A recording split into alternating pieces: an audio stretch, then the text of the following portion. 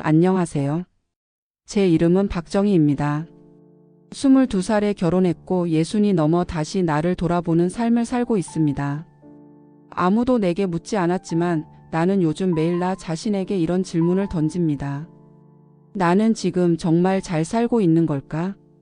남편은 여전히 무뚝뚝하고 아이들은 제 삶에 바쁘고 나는 매일 아침 정해진 시간에 눈을 뜨고 조용히 집안을 돌보다가 해가 지면 다시 눕는 삶을 반복합니다. 별다를 것 없는 하루들이 이어지던 어느 날 아주 우연한 한 걸음이 내 지난 생의 문을 다시 열어버렸습니다. 그날 나는 거리에서 그 사람을 다시 마주쳤습니다. 한때 내 심장을 아프게 뛰게 했고 어느 날 갑자기 이별도 없이 사라졌던 그 사람, 내 첫사랑 윤기찬 씨였습니다. 그날 이후 내 일상은 조용히 흔들리기 시작했습니다. 설명할 수 없는 감정이 다시 나를 흔들었고 잊혔다고 믿었던 나의 19, 그리고 그 시절에 내가 다시 눈을 떴습니다. 오늘부터 저는 그 이야기를 꺼내보려 합니다. 내 인생의 가장 조용하고도 격렬했던 변곡점. 20살로 되돌아갔던 어느 황혼의 오후에 대해. 그날은 이상하게 발걸음이 가벼웠습니다. 마트에 가는 길이었지만 괜히 다른 길로 돌아가고 싶었습니다. 오래된 골목 하나를 돌아 들어가는 순간 낡은 기와집 담벼락 너머로 익숙한 향이 났습니다. 아카시아꽃. 내가 마지막으로 윤기찬 씨를 본 그날도 바로 이 향이 났었죠. 나는 무심결에 멈춰섰고 담벼락 그림자 속으로 스르르 스며드는 기억이 어느새 내 마음속을 파고들었습니다. 그 순간 저만 치서 한 남자가 걸어오고 있었습니다. 정장을 입고 검은 서류 가방을 들고 있었지만 어깨가 조금 기울어진 그 자세, 왼쪽으로 조금 삐뚤게 쓰던 시선, 나는 숨을 들이마셨습니다. 기억은 냉정했습니다. 잊었다고 생각했던 모든 것이 단 한 장면으로 되살아났습니다. 그가 나를 알아본 건 정확히 2걸음 뒤였습니다. 정희야? 그 이름 석자가 입 밖으로 나오는 순간 나는 내 안의 시간이 무너지는 소리를 들었습니다. 아무 말도 하지 못하고 나는 그대로 굳어버렸습니다. 그러자 그가 조심스럽게 다가와 물었습니다. 혹시 진짜 정희 맞지? 나는 고개를 끄덕였습니다. 그 말고는 할 수 있는 말이 없었습니다. 50대 얼굴 위에 20살의 내가 겹쳐져 있었고 그의 주름진 이마 위로 젊은 시절의 기찬 씨가 앉아 있었습니다. 여기 근처 살아? 그가 물었을 때 나는 본능적으로 고개를 저었습니다. 왜 그랬는지 몰랐습니다. 말하고 싶지 않았습니다. 그래, 뭐 너무 놀랐지. 나도 진짜 너일 거라고는 생각 못했어. 그는 쑥스러운 듯 웃었습니다. 나는 그 웃음이 아직도 너무 낯설지 않다는 게 이상했습니다. 혹시 시간 괜찮으면 커피 한잔 할래? 그 말에 나는 아무 이유 없이 고개를 끄덕였습니다. 우리 둘은 가까운 카페에 앉아 마주 보았습니다. 작은 테이블 하나, 의자 2개, 그리고 흐르는 시간이 21살과 60을 동시에 담고 있었습니다. 정말 많이 변했네. 그가 말했습니다. 나는 웃었지만 그 웃음 안엔 수만 가지 감정이 담겨 있었습니다. 기찬 씨는 말했다가 말을 거둬들이기를 반복했습니다. 무슨 말을 해야 할지, 어디까지가 괜찮은 기억이고 어디부터가 아픈 기억인지 서로 눈치를 보며 웃기만 했습니다. 그때 내가 너무 미안했어. 말도 없이 그렇게 사라져서. 나는 그 말에 순간적으로 심장이 뛰는 걸 느꼈습니다. 그런 얘긴 안 해도 돼.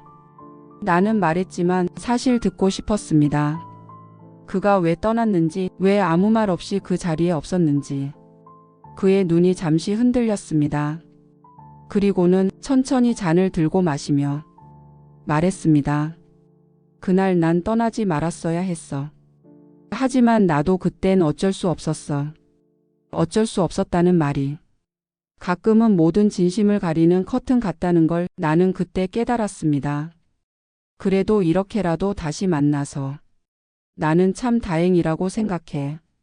그의 눈빛에 진심이 묻어 있었습니다. 하지만 내 마음은 이미 단단한 껍질 아래 숨어 있었습니다. 사랑했던 사람은 맞지만 그가 떠난 이후 나는 혼자 크고 혼자 아팠고 혼자 괜찮은 척하며 살았으니까요. 그 시간은 그 누구도 대신할 수 없는 나만의 몫이었습니다. 이제 와서 우리가 뭐가 되겠어? 나는 작게 말했습니다. 그러자 기찬 씨는 조용히 웃었습니다. 그냥 너는 그대로구나. 그 말이 이상하게 따뜻했습니다. 내가 나를 잊지 않게 붙잡아주는 말 같아서. 그날 집에 돌아오는 길 가슴이 너무 먹먹했습니다. 아무 일도 일어나지 않았는데 왜 이렇게 흔들리는 걸까? 무언가 바뀌어 버렸다는 건 알겠는데 그게 무엇인지 설명할 수는 없었습니다. 다만 하나, 그날 이후로 나는 매일 거울을 바라보게 되었습니다. 그 속에 나는 아직 20살의 심장을 갖고 있었습니다. 그날 이후 나는 며칠 동안 괜히 문득문득 웃음이 났습니다. 그러다가 또 이유 없이 울컥하기도 했습니다. 감정이라는 게 이리도 무례한 존재였던가 싶었습니다. 마음이 준비되지 않았는데 어느새 내 안으로 들어와 자리를 잡고 있었으니까요. 거울 속 나는 똑같은 얼굴을 하고 있었지만 어딘가 아주 깊은 결이 달라진 듯 했습니다. 윤기찬 씨와의 만남 이후 나는 자꾸만 20살의 나를 떠올리게 되었습니다. 그 시절의 나는 햇볕을 닮은 사람이 되고 싶었습니다. 누구의 그림자도 되지 않고 누구에게도 짓눌리지 않는 그런 존재. 기찬 씨는 그런 나를 보고 넌 참 단단하다라고 말했었죠. 하지만 정작 나는 그 사람 하나에 얼마나 휘둘렸는지 모릅니다. 우리는 같은 문학 동아리에서 만났고 도서관 뒤편 나무 그늘 아래에서 가장 많은 이야기를 나눴습니다. 처음 그가 내 손을 잡았던 날 나는 두려움과 설렘이 뒤섞인 심장 소리를 온몸으로 들었습니다. 우리는 아주 조심스럽게 서로를 아꼈고 세상에 단 둘밖에 없는 것처럼 사랑했습니다. 그런데 어느 날 그는 아무 말 없이 사라졌습니다. 전화를 해도 받지 않았고 집으로 찾아가도 이사를 갔다고 했습니다. 나는 그게 세상에서 가장 잔인한 이별 방식이라는 걸 그때 처음 알았습니다. 기다리다 울고 원망하다 지치고 그렇게 나는 혼자 이별을 끝냈습니다. 그리고 나는 다른 사람과 결혼했습니다. 좋은 사람이었습니다. 책임감 있고 정직하고 가족을 위해 늘 고생하는 남자. 하지만 그 사람은 나의 내면까지 들여다보려 하지 않았습니다. 정의는 원래 말이 없어. 그 말 한마디로 내 모든 침묵이 정당화되었고 나는 점점 더 내 안에 갇혀 살게 되었습니다. 가끔 기찬 씨가 떠올라도 그건 그냥 오래된 책장 속 사진 한 장쯤으로 여겼습니다. 다시는 꺼내지 않아도 괜찮은, 그러나 꺼내면 여전히 선명한 그런 사진. 며칠 뒤 기찬 씨에게 문자가 왔습니다. 정희야, 그날 이후 자꾸 생각나. 혹시 괜찮으면 점심 한번 같이 할래? 진짜 아무 의미 없어도 괜찮아. 그냥 너랑 얘기하고 싶어. 그 문자를 몇 번이나 읽고 또 읽었습니다. 진짜 아무 의미 없어도 괜찮아. 그 문장 하나가 나를 붙잡았습니다. 왜 그렇게 마음이 쓰였을까요? 나는 결국 한참 뒤에 이렇게 답했습니다. 다음 주 화요일 12시. 집 근처 시장 앞 칼국수집 어때요? 칼국수집에 앉아 있는 나를 기찬 씨는 금방 알아보았습니다. 그는 여전히 검은색 코트를 입고 있었고 머리카락은 전보다 훨씬 더 하얘져 있었습니다. 정말 올 줄 몰랐어. 그가 말했습니다. 나도 올 줄 몰랐어요. 나는 조용히 말했습니다. 우리는 멍하니 김이 오르는 칼국수를 바라보다가 서로에게 조금씩 익숙해지기 시작했습니다. 난 그때 군에 끌려갔어. 그가 말했습니다. 나는 놀란 얼굴로 그를 바라보았습니다. 사실 가족 문제로 갑자기 정리해야 할 게 많았고 집이 망했거든. 부모님은 나 하나 믿고 있었고 그때 너한테 말하면 너까지 고통 줄까봐 그냥 사라졌어. 그게 최선인 줄 알았지. 나는 입을 다물었습니다. 그를 탓할 수도 없었고 그렇다고 바로 용서할 수도 없었습니다. 다만 그의 말이 진심이라는 건 느껴졌습니다. 그리고 그가 그 시간 동안 나만큼 아팠다는 것도요. 그땐 내가 너무 어렸어. 내가 널 지킬 수 없다는 게 너무 괴로웠어. 그의 말에 나는 고개를 끄덕였습니다. 사람은 누구나 그 시절 감당할 수 없었던 무게가 있었습니다. 그리고 그 무게는 세월이 지나서야 이해되는 것이기도 하니까요. 집에 돌아와 나는 오랜만에 나만의 서랍을 열었습니다. 그 안에는 기찬 씨가 남기고 간 작은 쪽지가 있었습니다. 보고 싶다. 하지만 볼 수 없는 게 사랑이기도 해. 나는 그 쪽지를 조심스럽게 꺼내 들고 한참을 바라보았습니다. 그리고 마음속으로 조용히 말했습니다. 이젠 보고 싶다고 말해도 되는 나이가 되었나 봐요. 그날 이후 우리는 몇 번 더 마주했습니다. 정해진 약속은 없었지만 서로의 시간에 작은 여백이 생기면 자연스럽게 서로를 찾았습니다. 한 달에 두세 번, 가끔은 일주일에 한 번. 시간은 줄어들었지만 마음은 오히려 점점 더 길어졌습니다. 그 사람은 많이 말하지 않았습니다. 대화보다 함께 걷는 시간이 많았고 함께 걷다가 어느 골목 어귀에서 마주치는 햇살 아래 말없이 웃기만 했습니다. 나는 그 시간이 좋았습니다. 남편은 여전히 무심했습니다. 아니, 오히려 더 무심해졌습니다. 또 나갔어? 왜 자꾸 외출이 많아졌어? 그의 말엔 걱정도 질투도 없었습니다. 그냥 습관처럼 던지는 말, 아무 감정도 실리지 않은 말. 나는 웃으며 말했습니다. 요즘 산책하는 게 좋더라고. 그가 고개를 끄덕이는 걸 보고 나는 마음이 조금 아팠습니다. 나를 잃어버린 사람은 이미 나에게서 멀어졌다는 걸 확실히 느낄 수 있었으니까요. 어느 날 기찬 씨가 처음으로 전화를 걸어왔습니다. 정희야, 혹시 괜찮으면 오늘 저녁 같이 걸을래? 나는 그가 전화를 걸었다는 사실만으로도 괜히 마음이 설렜습니다. 우리는 강변길을 걸었습니다. 바람이 차가웠지만 이상하게 손이 따뜻했습니다. 말없이 걷던 그가 갑자기 걸음을 멈췄습니다. 정희야, 나 요즘 하루가 좀 다르게 느껴져. 나는 그 말에 고개를 돌렸습니다. 그의 눈은 어딘가 멍하니 흐려져 있었고 그 감정은 쉽게 설명되지 않았습니다. 뭐랄까? 그냥 하루라는 게 너랑 얘기할 수 있다는 이유만으로 조금 더 살고 싶어진달까? 그 말이 바람처럼 가볍게 들리지 않았습니다. 나는 순간적으로 그의 손등을 잡았습니다. 무슨 의미인지도 모른 채 다만 그 손이 아무 말 없이 위로를 건네고 싶었던 것처럼 그가 잠시 나를 바라보다 작게 웃었습니다. 넌 예전에도 그랬어. 말없이 옆에 있어주는 사람이었지. 나는 그 말에 아무 대답도 하지 못했습니다. 왜냐면 내 마음은 이미 오래전부터 그가 내 하루 안에 있었으면 좋겠다고 조용히 바라고 있었으니까요. 하지만 그 밤 집에 돌아오자 현관 앞에 신발이 하나 더 놓여 있었습니다. 남편이 평소보다 일찍 퇴근했나 보다 생각하며 나는 문을 열었습니다. 어디 갔었어? 남편이 말했습니다. 그 말투엔 뭔가 달라진 온기가 있었습니다. 응, 그냥 걷다 왔어. 나는 거짓말을 하지 않았습니다. 다만 말하지 않았을 뿐입니다. 밥 먹었어? 아니, 아직. 나 오늘 감자탕 했어. 오랜만에 먹고 싶더라. 나는 잠시 멈췄습니다. 그 사람과의 시간을 통해 잊고 있었던 감각 하나가 되살아났습니다.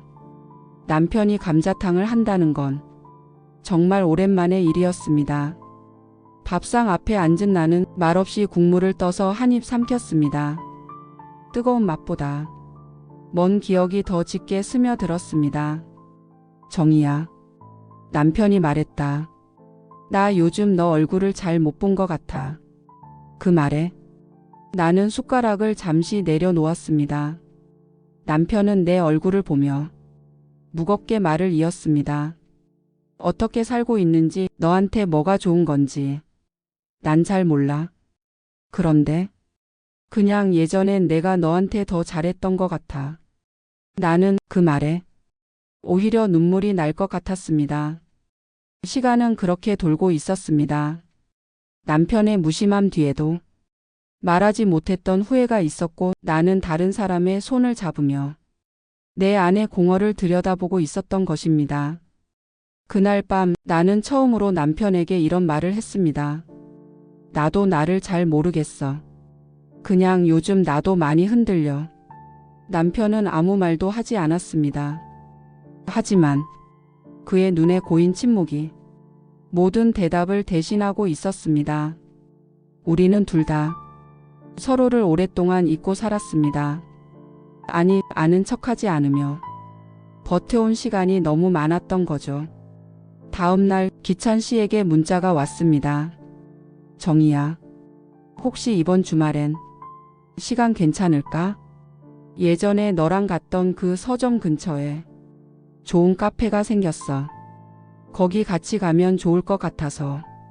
나는 그 문자를 바라보다 아무 답도 하지 못했습니다. 한참을 망설이다 천천히 폰을 내려놓았습니다. 그리고 처음으로 내 마음에 물었습니다. 정말로 이 사람이 내 하루 안에 있어야 하는 걸까? 나는 며칠 동안 아무 문자도 보내지 않았습니다. 윤기찬 씨에게도 남편에게도 마치 모든 시간이 멈춰버린 듯 나는 하루하루를 조용히 통과했습니다. 설거지를 하면서도 TV를 보면서도 식탁에 혼자 앉아 김치 하나를 씹으면서도 나는 마음속에서 끊임없이 스스로를 추궁했습니다. 나는 누구에게 기대고 싶은 걸까? 지금 이 감정은 외로움인가? 사랑인가? 도망치고 싶은 걸까? 돌아가고 싶은 걸까? 내 안에 나는 쉽게 대답해 주지 않았습니다. 토요일이 되었습니다. 서점 근처 카페 약속된 시간이 다 되어가고 있었습니다. 폰은 침묵하고 있었고 나는 거실 창문에 앉아 기찬 씨가 보낸 문자를 몇 번이고 다시 읽었습니다. 그곳에 가면 우리는 다시 예전처럼 웃을 수 있을까? 아니면 그 웃음조차 허락되지 않을까? 결국 나는 가지 않기로 했습니다.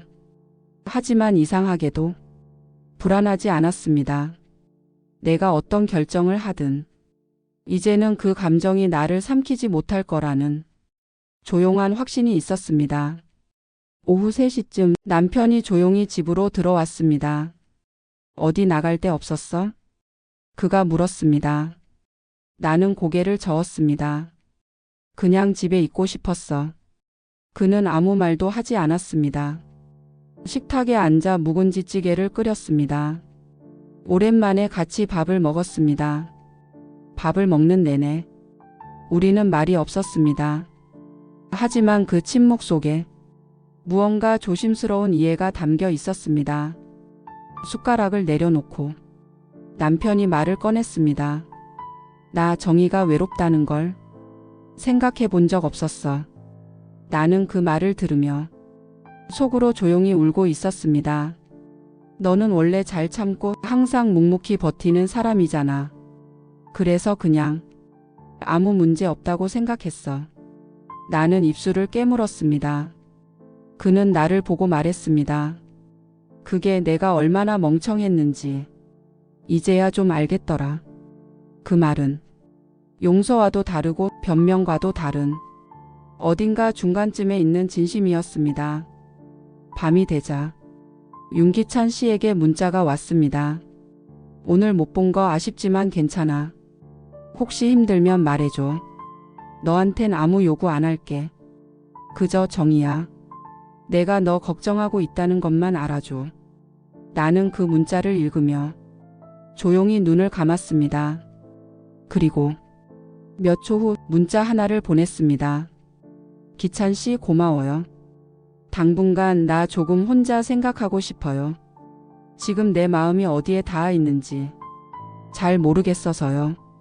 답장은 오지 않았습니다. 그도 내 마음을 이해했겠죠. 그만큼 살아온 사람들이니까요. 며칠 후 남편이 휴가를 냈습니다. 어디 가고 싶은 데 있어? 그가 물었습니다. 나는 잠시 망설이다가 작은 산 하나를 떠올렸습니다. 예전에 아이들 어릴 때 자주 갔던 그 산 있잖아. 거기 다시 가보고 싶네. 우리는 도시 외곽의 조용한 산에 갔습니다. 가을이었고 단풍이 마치 오래된 앨범처럼 물들어 있었습니다. 그 산길을 오르며 나는 처음으로 남편의 등을 천천히 바라보았습니다. 그 등은 예전보다 많이 굽었고 걸음도 느려져 있었습니다. 나는 그 옆을 걸었습니다. 그리고 조용히 말했습니다. 나 힘들었어. 많이 외로웠고 어떤 날은 그냥 내가 없는 게 더 낫겠다고 생각했어. 남편은 발걸음을 멈추고 한참을 말이 없었습니다. 그리고 말없이 내 손을 잡았습니다. 산 정상에 도착했을 때 우리는 말을 아꼈습니다. 대신 같은 곳을 바라보며 같은 숨을 쉬고 있었습니다. 그 순간 나는 아주 오래된 감정을 조금은 내려놓을 수 있었습니다. 그리고 깨달았습니다. 마음은 늘 갈라지는 소리를 낸다 해도 다시 붙잡으면 다시 살아날 수 있다는 걸요. 그 산행 이후 우리는 조금씩 말을 하게 되었습니다. 남편은 예전보다 내 눈을 더 오래 바라보려 했고 나는 예전보다 내 감정을 조금 더 꺼내놓으려 했습니다. 하지만 변화는 언제나 쉬운 일이 아니었습니다. 어느 저녁 우리는 다시 침묵 속에 앉아 있었습니다. 나는 조심스럽게 말했습니다. 기찬 씨 만났었어. 남편은 젓가락을 멈추더니 한참 동안 움직이지 않았습니다. 첫사랑? 나는 고개를 끄덕였습니다. 그 말에 남편은 밥을 한 입 삼키고 물 한 모금 마신 뒤 천천히 말했습니다. 그래, 그럴 수도 있지. 나는 그 대답이 어디까지 진심이고 어디까지 체념인지 알 수가 없었습니다. 며칠 후 나는 기찬 씨를 다시 만났습니다. 이번엔 내가 먼저 연락을 했습니다. 생각 좀 하고 싶었어요. 지금도 그래요. 하지만 당신 앞에서는 솔직해지고 싶어요. 그는 내 말을 가만히 들으며 말없이 고개를 끄덕였습니다. 우리는 오래 걷지 않았습니다. 근처 작은 도서관 옆 벤치에 앉아 봄이 오는 기척을 느꼈습니다. 그는 손에 작은 종이봉투를 들고 있었습니다.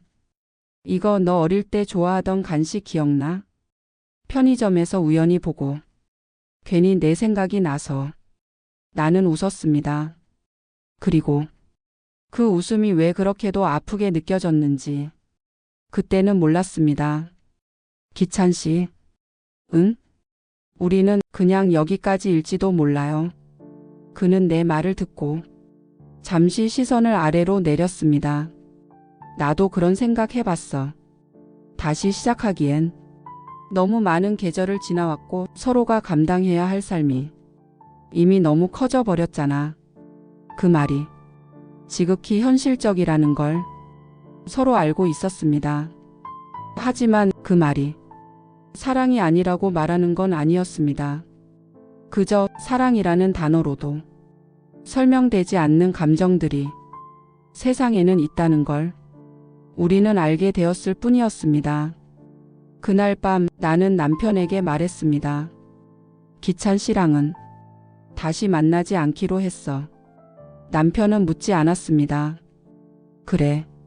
그 한마디로 우리의 밤은 조용히 흘러갔습니다. 나는 그가 무슨 감정인지 짐작조차 하지 못했습니다. 단지 우리 둘 사이에 작은 생채기 하나가 생겼고 그 위에 아주 조심스럽게 붕대 하나를 얹은 느낌이었습니다. 며칠 뒤 딸아이가 전화로 말했습니다. 엄마, 요즘 목소리가 달라졌어요. 뭔가 좀 더 단단해졌다고 해야 하나? 나는 웃으며 대답했습니다. 그랬니? 응. 예전엔 뭔가 늘 조심스럽고 뭔가 말 못하는 게 있는 느낌이었거든. 근데 요즘 엄마 목소리는 스스로를 지키는 사람 같아. 나는 그 말에 조금 눈물이 났습니다. 그 아이는 내가 어떤 시간을 지나왔는지 모르면서도 어쩐지 나의 변화를 제일 먼저 알아챘습니다. 나는 다시 산책을 시작했습니다. 기찬 씨와 걷던 길, 남편과 올랐던 산길, 그리고 오랫동안 혼자서만 걸었던 낡은 골목들. 이제 그 길 위에 나는 나를 데리고 갑니다. 누구의 그림자도 아닌, 누구의 뒷모습도 아닌, 바로 나 자신과 함께 걷는 발걸음입니다. 사랑이란 때로는 잊히는 게 아니라 다른 모양으로 스며드는 감정이라는 걸 이제야 알겠습니다. 그 사람을 잊은 게 아니라 그 시간을 내 안에 다른 이름으로 놓아준 것이었습니다. 그리고 나는 지금 이 자리에서 나를 조금 더 사랑하려고 합니다. 조금 더 아껴주고, 조금 더 이해해주고, 조금 더 믿어주려 합니다. 그것이 이 모든 흔들림 속에서 내가 배운 가장 큰 진실이니까요. 요즘 나는 거울 앞에 서는 시간이 조금 더 길어졌습니다. 세수를 하고 머리를 빗고 입가의 잔주름을 바라보며 이따금 스스로에게 말을 겁니다. 잘 지내고 있니? 이 단순한 질문 하나가 내게는 너무도 오랜 시간이 걸린 말이었습니다. 가장 나를 오랫동안 몰랐던 사람은 남편도 기찬 씨도 아니었습니다. 바로 나 자신이었습니다.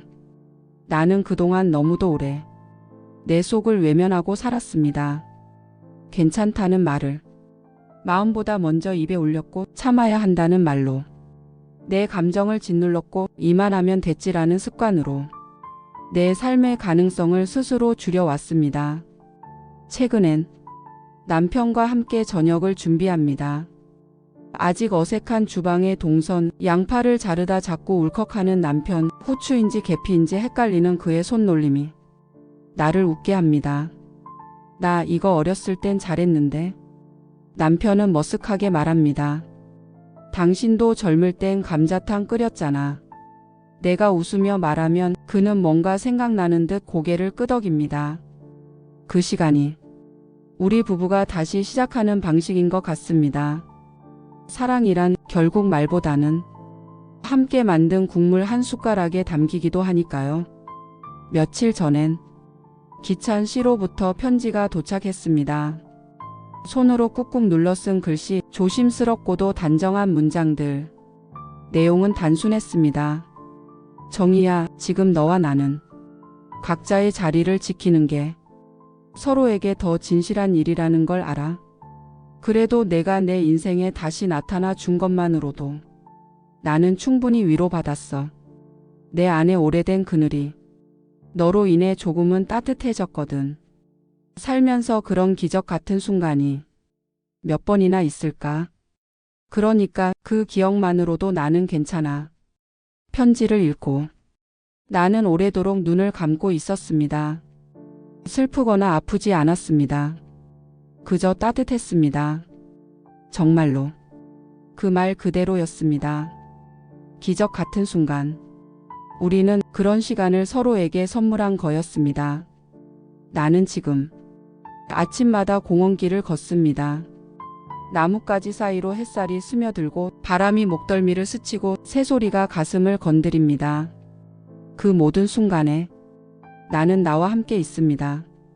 누군가를 생각하지 않아도, 누군가의 마음에 기대지 않아도 나는 충분히 나를 품을 수 있는 사람이 되었습니다. 가끔 남편과 나란히 걷기도 합니다. 예전엔 말이 없어서 조용했던 시간들이 이제는 함께 침묵할 수 있어서 편안해진 순간이 되었습니다. 사랑은 꼭 말이 많아야 하는 게 아니고 서로를 이해한다는 건 모든 걸 알지 못해도 된다는 것. 우리는 서로에게 늦은 배움을 주고 있었습니다. 딸아이가 주말에 다녀갔습니다. 식탁 위에 앉아 엄마표 김치찌개를 먹으며 이야기를 나누던 아이가 말했습니다. 엄마, 예전엔 엄마한테 뭔가 자꾸 숨겨진 느낌이 있었어. 근데 지금은 그냥 다 보여줘도 괜찮다고 생각하시는 것 같아서 좋아. 나는 그 말에 고개를 끄덕였습니다. 이제야 좀 내가 나인 것 같아. 그 말이 내 입에서 나왔을 때 나는 울컥했습니다. 나 자신에게 이 말을 해주기까지 정말 30년이 걸렸습니다. 정리를 하다 오래된 일기장을 발견했습니다. 1992년 윤기찬 씨와 마지막으로 연락이 끊겼던 해. 그 안에 이런 문장이 적혀 있었습니다. 그 사람을 사랑했지만 나는 그보다도 그 사람과 함께일 때의 나 자신을 사랑했는지도 모르겠다. 그 문장을 읽고 나는 고개를 숙였습니다. 맞습니다. 나는 결국 누군가와의 관계 안에서 내 존재를 느끼고 싶었던 거였습니다. 이제는 알겠습니다. 그 누구도 내 존재를 대신 증명해 줄 수는 없다는 걸. 내가 나를 알아봐 주기 전까지는 그 누구도 나를 온전히 품을 수 없다는 걸요. 오늘은 조금 덜 흔들립니다. 내일은 조금 더 웃을 수 있을 것 같습니다. 나는 지금 내 안에 20살과 60살의 내가 함께 손을 잡고 걷고 있는 중입니다. 이제야 비로소 내가 내 인생의 주인이라는 걸 조용히 인정해주고 싶습니다. 봄이 깊어갈수록 나는 조금 더 부드러워졌습니다. 말끝이 둥그러졌고 숨소리가 얕아졌고 마음속에서 스멀스멀 올라오는 무거운 생각들이 예전보다 자주 멈춰 섰습니다. 가끔은 기억 속의 기찬 씨가 꿈에 나왔고 가끔은 남편이 묻지도 않은 내 기분을 조심스럽게 살필 때도 있었습니다. 변화는 그렇게 극적으로 오지 않았습니다. 그저 서서히 그러나 분명하게 내 삶에 스며들고 있었습니다. 어느 날 나는 오래된 친구를 만났습니다. 너 요즘 얼굴이 많이 달라졌다. 그녀가 말했습니다. 좋아졌다는 말이야? 내가 웃으며 묻자 그녀는 고개를 끄덕였습니다. 예전엔 뭔가 안쪽이 닫혀 있었는데 지금은 좀 열려있는 느낌이랄까. 그리고 단단해졌어. 뭔지 알지? 나는 고개를 천천히 끄덕였습니다. 그녀는 내게 물었습니다. 혹시 무슨 일 있었어? 누군가 만나거나 다시 시작하거나 그런 거? 나는 그 말에 조용히 커피잔을 돌리며 말했습니다. 응, 그런 일이 있었지. 근데 다시 시작한 건 나 자신이야. 그녀는 놀란 듯 나를 바라보았습니다. 오랜만에 멋진 말 듣네. 그 말에 내가 더 놀랐습니다. 그렇게 나의 작은 변화는 타인의 눈에도 보일 만큼 분명해지고 있었던 겁니다. 남편은 요즘 작은 텃밭을 가꿉니다. 베란다 한쪽에 흙을 올리고 쑥갓과 치커리를 심고 물조리개를 들고 다니며 매일같이 말을 겁니다. 오늘은 햇살이 잘 들었네. 이 녀석들 기분 좋겠지? 나는 그런 그를 보며 말없이 웃습니다. 그리고 어느 날 그가 불쑥 내게 물었습니다. 정희야, 혹시 너도 뭐 심어볼래? 그 말에 나는 작게 웃으며 대답했습니다. 그래, 나도 내 거 하나 심어볼게. 우리는 작은 화분 하나에 민트 씨앗을 뿌렸습니다. 이건 향이 좋아. 조금만 자라도 향이 확 퍼지거든. 남편의 말에 나는 가만히 고개를 끄덕였습니다. 그 말이 어쩐지 사람한테도 통하는 말 같았습니다. 조금만 자라도 조금만 바뀌어도 사람의 마음이 달라질 수 있다는 걸 이제야 알게 되었으니까요. 며칠 뒤 윤기찬 씨로부터 다시 편지가 왔습니다. 이번엔 봉투 안에 짧은 글 하나와 작은 책갈피가 들어 있었습니다. 책갈피에는 우리가 함께 읽던 시 한 구절이 적혀 있었습니다. 그대의 그림자가 없는 곳에서도 나는 여전히 그대의 이름을 부른다. 편지에는 이렇게 적혀 있었습니다. 정희야, 나도 이제는 내 삶을 다시 살아보려 해. 너와 나눈 시간으로 내 어깨에 얹혀있던 지난날의 무게가 조금은 내려간 것 같아. 이제는 나도 나 자신에게 좀 더 다정해지려 해. 그리고 너도 그러길 바란다. 늘 응원할게. 나는 책갈피를 손에 쥐고 조용히 입가에 웃음을 지었습니다. 이제는 그 사람의 이름을 부르지 않아도 나는 그가 내 삶에 좋은 흔적 하나로 남았음을 알 수 있었습니다.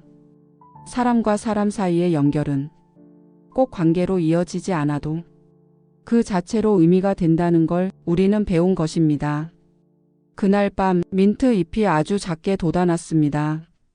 나는 남편과 나란히 앉아 그 작은 푸른 점을 바라보았습니다. 생명이란 참 신기해. 이 조그만 씨앗이 이렇게 다시 숨을 쉬다니. 남편이 중얼거렸습니다.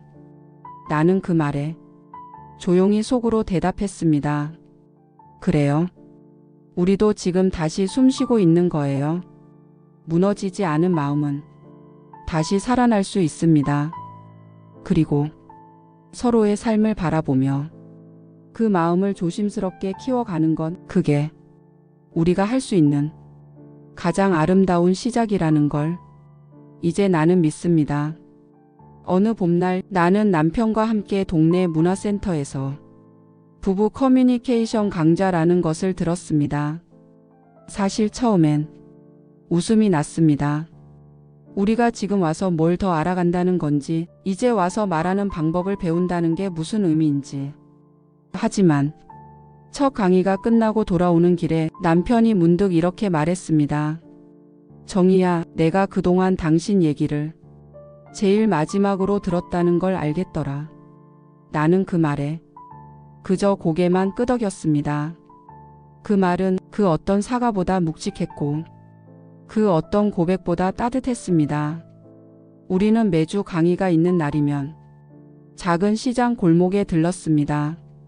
저녁 반찬 거리를 사기도 하고 가끔은 붕어빵을 나눠 먹기도 했습니다. 그렇게 함께 배우고 함께 웃고 함께 걸었습니다. 어느 날 남편이 시장 어귀에서 나지막이 말했습니다. 당신은 참 많이 기다려준 사람이었어. 그 말에 나는 붕어빵을 두 손으로 꼭 쥐었습니다. 당신은 나도 내가 기다리는 줄 몰랐지. 내 말에 남편이 조용히 웃었습니다. 그 웃음 속에는 오래된 미안함과 지금이라도 잡고 싶은 마음이 천천히 녹아 있었습니다. 기찬 씨로부터는 더 이상 편지가 오지 않았습니다. 이제는 나도 보내지 않았습니다. 그가 남긴 마지막 시 구절이 내 마음에 오래 남았습니다. 그대의 그림자가 없는 곳에서도 나는 여전히 그대의 이름을 부른다. 그 문장을 나는 이제 다르게 읽습니다. 나는 나의 이름을 부른다. 그제야 비로소 내가 나를 부르기 시작했다는 걸 깨닫게 된 겁니다. 남편과 나는 가끔 서로를 다시 소개합니다. 정희 씨는요, 생선을 참 잘 구워요. 이 사람은요, 입으로는 무뚝뚝해도 손으로는 다 해줘요. 우리는 서로를 다시 배우고 있었습니다. 결혼 30해 만에 서로의 이름을 다시 불러주며 지금의 시간을 새로이 채워가고 있습니다. 사랑이라는 건 처음의 떨림으로만 유지되지 않습니다. 사랑은 지속된 침묵을 견디는 일이며 때로는 지나간 감정을 다시 손에 쥐어보는 일이며 나는 지금도 남편과 같은 자리에 머물러주는 인내입니다. 나이든 사랑의 모양을 배우고 있습니다. 이전엔 몰랐던 모양. 말이 없지만 다정한, 가깝지만 사려 깊은, 익숙하지만 여전히 조심스러운 사랑도 나이를 먹는다는 걸 그제야 알게 되었습니다. 그날 밤 거실에서 민트 향이 가득 퍼졌습니다. 남편이 가지런히 화분을 정리하며 말했습니다. 이 향기 참 좋지? 응. 괜히 마음이 맑아지는 느낌이야. 우리는 아무 말 없이 그 향기를 한참 동안 맡았습니다. 말보다 먼저 도착하는 감정들이 우리 사이를 천천히 채워주었습니다. 나는 이제 누구의 손도 잡지 않은 채 스스로를 안아줄 수 있습니다. 그리고 옆에 있는 사람에게 그 따뜻함을 조금씩 나눠줄 수 있습니다.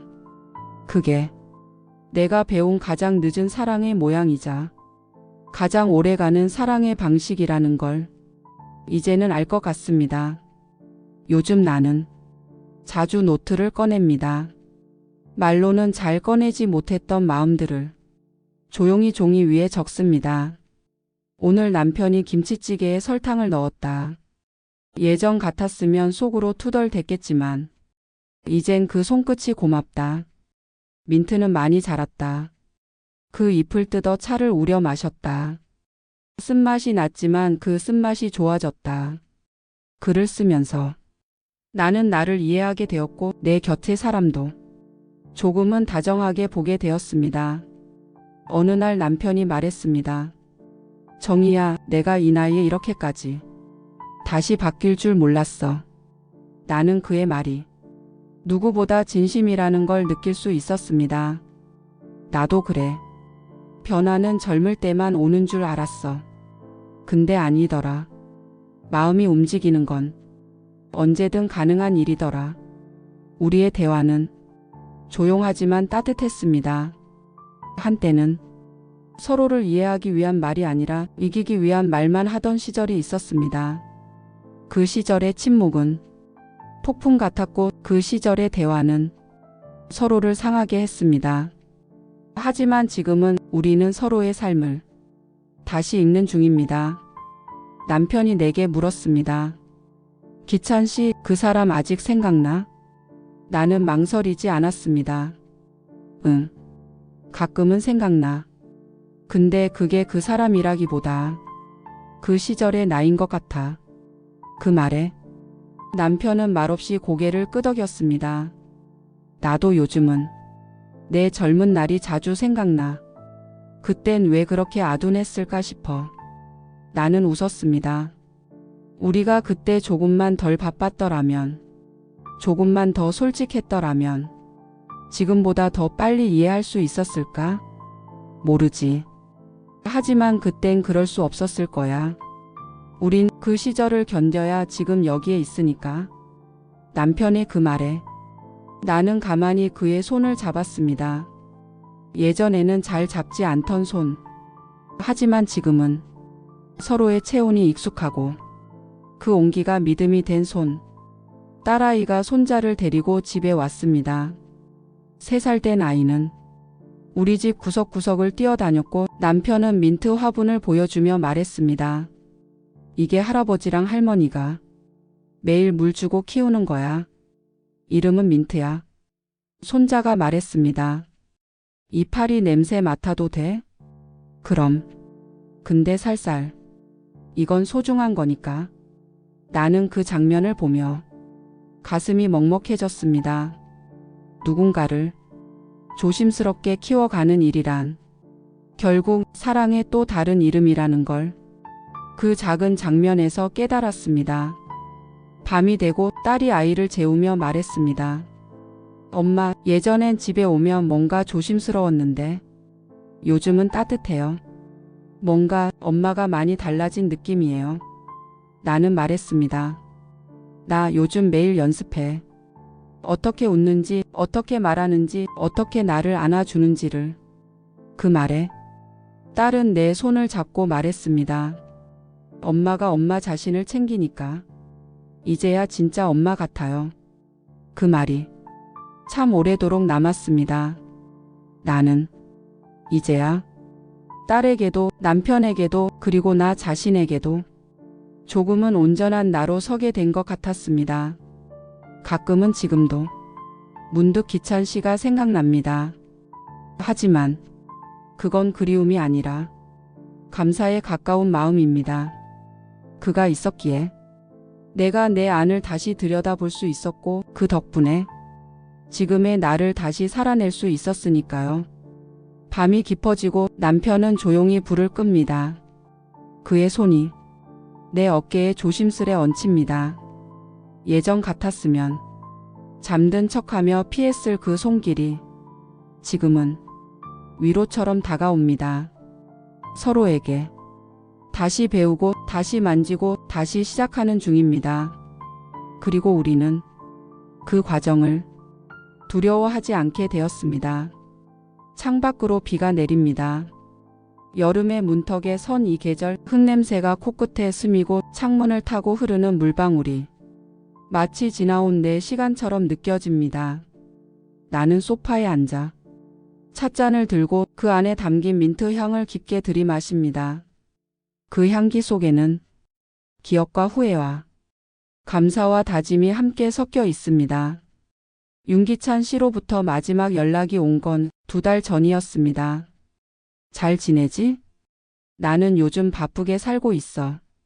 어쩌면 바쁘다는 건 아직 나에게 삶의 이유가 있다는 뜻이겠지. 그는 그 말로 자신의 마지막 인사를 대신했습니다. 나는 답장을 보내지 않았습니다. 하지만 내 마음은 조용히 고개를 끄덕였습니다. 당신과 나 그 시간에 잠시 머물렀던 것만으로도 서로에게 충분히 의미 있었노라고. 이제 나는 남편과 함께 걷는 사람이 되었습니다. 마음속으로는 오래전에 20살도 함께 데리고 갑니다. 그 시절의 나는 지금의 나를 상상하지 못했을 테고 지금의 나는 그때의 나를 용서하지 못했던 순간들도 있었습니다. 하지만 이제는 압니다. 그 모든 시절이 지금의 나를 만든 조각들이라는 걸. 가끔은 딸과 함께 시장에 갑니다.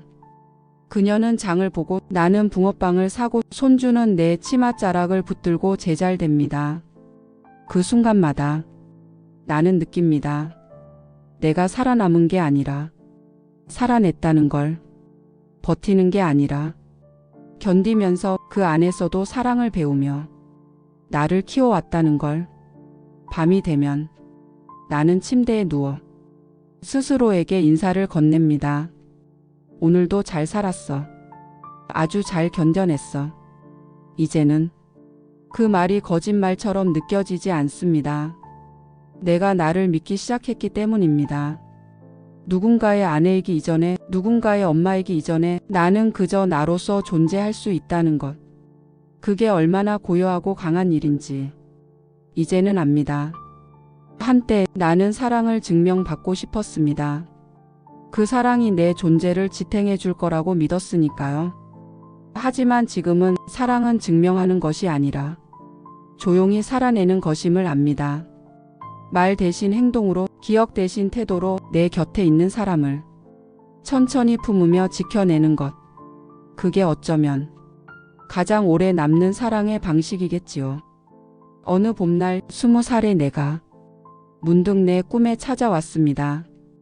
긴 머리를 휘날리며 햇살 아래 서서 내게 물었습니다. 지금 행복해? 나는 한참을 망설이다가 그 아이에게 웃으며 말했습니다. 응. 지금은 조금, 아니 꽤 많이. 결국 나는 사랑받지 않아도, 이해받지 않아도 스스로를 안아주며 살아낼 수 있는 사람이 되었습니다. 결국 나는 누군가의 기억이 아니라 내 삶의 주인으로 설 수 있게 되었습니다. 결국 나는 누구도 아닌 나로서 살아냈습니다. 그 진실 하나면 지금의 나는 충분합니다. 안녕하세요. 박정희입니다. 지금 제 나이는 63, 어느새 손주가 어린이집을 다니고 남편은 하루에 2번 민트 잎을 바라보며 웃는 그런 평온한 일상을 살고 있습니다. 요즘 저는 문화센터에서 글쓰기 모임에 나가고 있습니다. 가끔은 그때의 감정들을 꺼내어 적어보기도 하고 지금의 나를 한 문장 한 문장에 담아내기도 합니다. 누군가는 말합니다. 이제 와서 뭘 또 새롭게 해요? 그럴 때마다 저는 조용히 웃으며 이렇게 말합니다. 지금이니까 할 수 있어요. 지금이라서 더 깊이 있게 남아요. 남편과 저는 아직도 서로를 다 알아가고 있는 중입니다. 가끔은 말이 어긋나고 가끔은 생각이 비껴가기도 하지만 예전처럼 상처로 이어지지는 않습니다. 대화의 끝에 이제는 미안해보다 먼저 고마워라는 말을 꺼낼 수 있으니까요. 그렇게 우리는 조금씩 서로의 시간을 다시 살아가고 있습니다. 딸아이는 종종 말합니다. 엄마가 변한 걸 보니까 저도 나중에 다시 시작할 수 있을 것 같아요. 그 말을 들을 때마다 저는 이 이야기를 누군가에게 들려주는 일이 결코 나만의 일이 아니었구나 하는 마음이 듭니다. 어쩌면 이 글을 듣고 있는 당신도 지금 작은 변화의 문턱 앞에 서 있는지도 모르겠습니다. 살다 보면 우리 모두는 한 번쯤 다시 시작해야 하는 순간을 마주합니다. 그 순간은 어쩌면 두렵고 또 어쩌면 막막할 수 있지만 그 안에 있는 당신이라는 사람만은 절대로 잃지 마시길 바랍니다. 누군가의 아내로, 엄마로, 딸로 살아온 모든 시간이 결코 헛되지 않았음을 믿으시길 바랍니다. 그리고 지금 나로서 다시 걸어도 괜찮다고 조용히 말해 주시길 바랍니다. 이야기를 들어주셔서 감사합니다. 이 이야기가 당신의 삶에도 조금이나마 위로가 되었기를 바랍니다.